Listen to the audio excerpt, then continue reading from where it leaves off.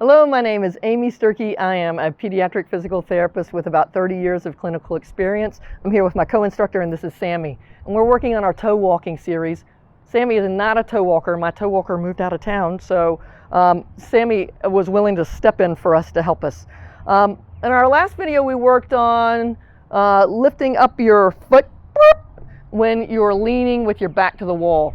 When kids master that, I start working out in the middle of the room where they don't have something to lean back on. So, you're right. So can you put just one foot further out? Perfect. I'm going to put this underneath, see if you can go under. All right. Excellent. Can you take it a step back? Nope, that one stays in the same place. Yep. Very nice. Take a step back.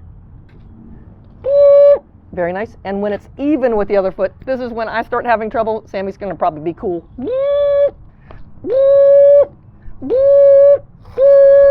Excellent, Sammy. I work just like this. Once they get good at the wall, I start working in the middle of the room, and I'll start doing them with them. Sammy can do it staying in place, and I can do it tangled up on my wires. Just a second. There you go. Ready? We'll do it together. Let's do 10. 1. Oh, off the wall.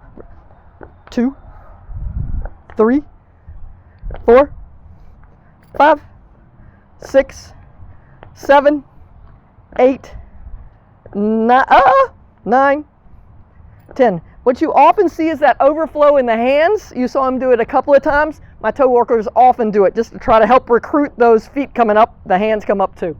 I hope this is a neat idea for you to work on at home, and we'll look forward to seeing you next time. Thanks a lot. Bye-bye. If you liked this video and would like to be notified by email when the next video comes out, click the subscribe button here and click the golden bell icon and ensure notifications are enabled on your account.